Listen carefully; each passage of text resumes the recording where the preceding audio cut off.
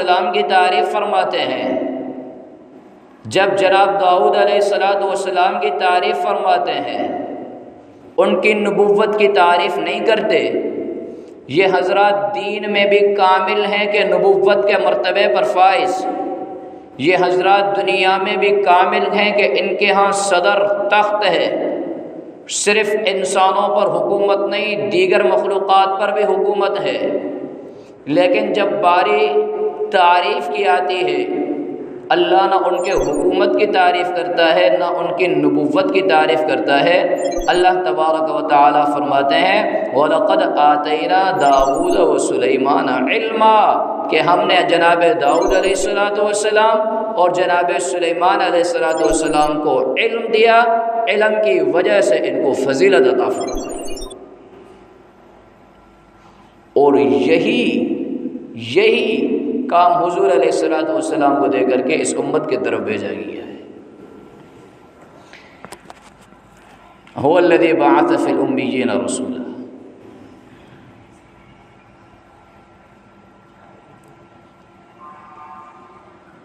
پھر انہی تینوں چیزوں کا ذکر اللہ نے دوسرے انداز میں دوسری جگہ پہ فرمایا، اتل ما اوحی الیک من الکتاب واقم الصلاۃ۔ محبوب، آپ کے واسطے سے امت کو حکم ہے کہ اتل ما اوحی الیک من الکتاب واقم الصلاۃ، کہ قرآن مجید کی تلاوت کو لازم پکڑیں۔ یہ رب کا حکم ہے کہ قرآن مجید کی تلاوت کرنی ہے۔ ان سے انسان کے مسلمان کے دل گناہوں سے آزاد ہوتا ہے، ان سے مسلمان کا دل جنات کے قبضے سے آزاد ہوتا ہے۔ دوسرا حکم دیا وَأَقِمِ الصَّلَاةَ، نماز کو قائم کرنا۔ ذرا فرق سمجھیں، ایک ہوتا ہے نماز کا پڑھنا اور ایک ہوتا ہے نماز کو ادا کرنا۔ ایک بچہ آتا ہے، رکوع اور سجدے کر کے نماز کی نقل اتار دیتا ہے، ہر دیکھنے والا کہہ سکتا ہے کہ اس بچے نے نماز پڑھی ہے، لیکن اسے یہ نہیں کہا جا سکتا کہ اس نے نماز ادا کی ہے۔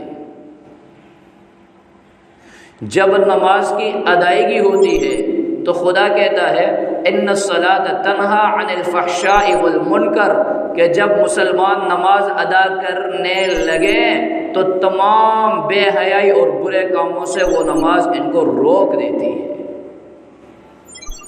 اختلاف ختم، عداوت ختم، نفرتیں ختم، جب نماز کی ادائیگی ہونے لگتی ہے۔ ہاں، جب تک ہم نماز ادا کرنے کے اسٹیج پہ نہیں آتے، نماز پڑھنے کے اسٹیج پہ ہوتے ہیں، پھر باہمی نفرتیں بھی ہوتی ہیں، عداوتیں بھی ہوتی ہیں، دشمنی بھی ہوتی ہیں، حسد، کینہ، بغض، ساری چیزیں ہوتی ہیں۔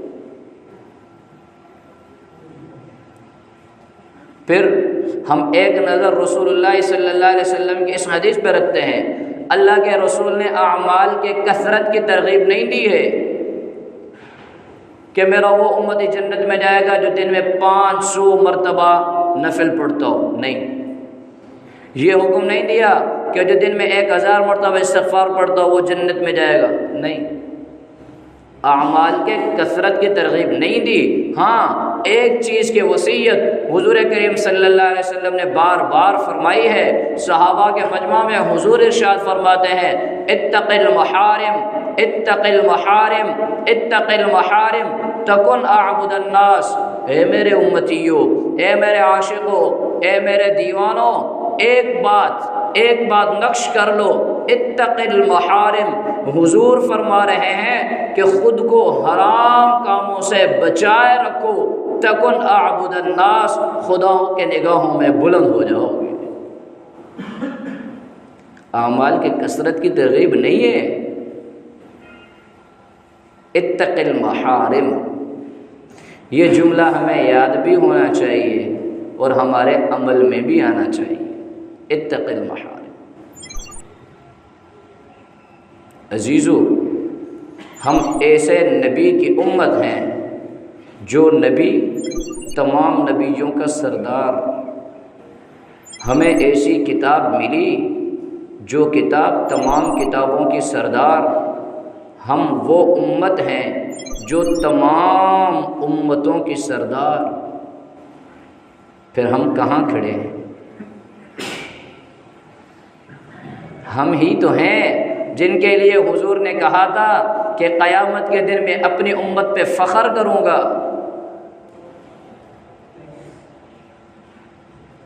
یہ قرآن مجید حضور کا معجزہ، پہلے جتنے انبیاء آئے معجزے ملے، چند آپ کو بھی یاد ہوں گے۔ جناب موسیٰ علیہ السلام کو عصا ملا، جناب حضرت عزیر علیہ السلام کا گدا، حضرت عیسیٰ علیہ السلام کا ید بیضا۔ یہ ان کو ایک ایک معجزہ نہیں تھا، معجزے بہت زیادہ تھے، ان میں سب سے بڑا معجزہ یہ تھا۔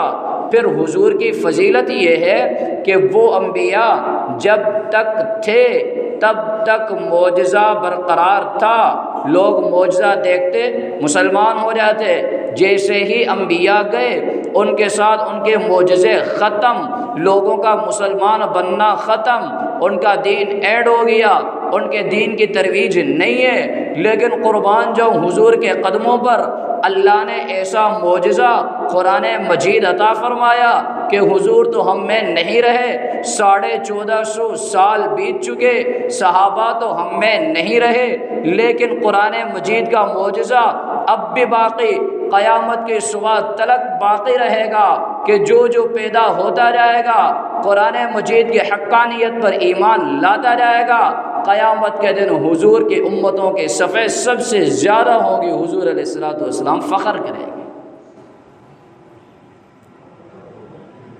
اور یہ ایسی کتاب بھی نہیں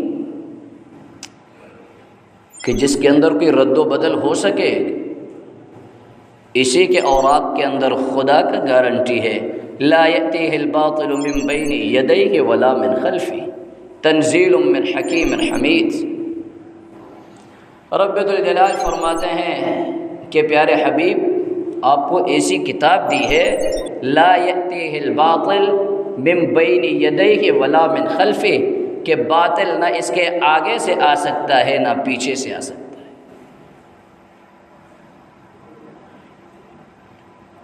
جب ہم نے آگے اور پیچھے کا لفظ سنا، دماغ میں تھوڑا اس طرف کی بات آ رہی تھی کہ شاید آگے اور پیچھے سے باطل نہیں آ سکتا، لیکن دائیں اور بائیں سے آ سکتا ہے۔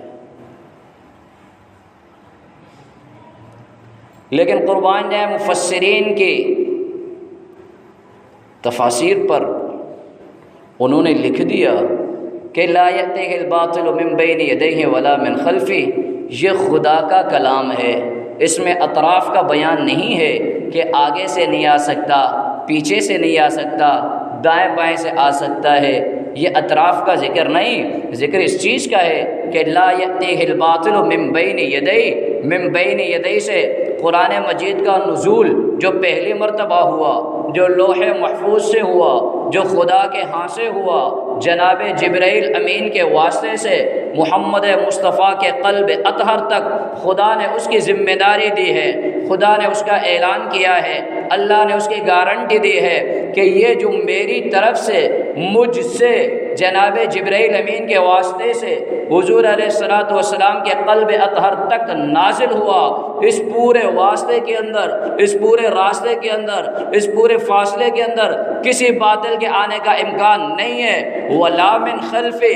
اور دوسرا واسطہ، دوسرا راستہ، دوسرا ذریعہ جس کی وجہ سے قرآن آپ تک پہنچا، مجھ تک پہنچا، میری مسجد میں پہنچا، میرے گھر تک پہنچا، میرے بچے کے سینے میں آیا، یہ قرآن کس سے آیا؟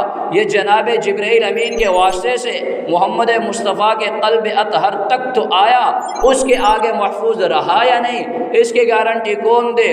خدا نے گارنٹی دے دی، فرمایا ولا من خلفہ، محمد مصطفیٰ کے قلب اطہر سے قرآن کو لے کر امت تک پہنچانے والے وہ صحابہ ہیں کہ ولا من خلفہ، کہ اس کے اندر بھی لا یأتیہ الباطل، کسی طرح کا باطل نہیں آ سکتا۔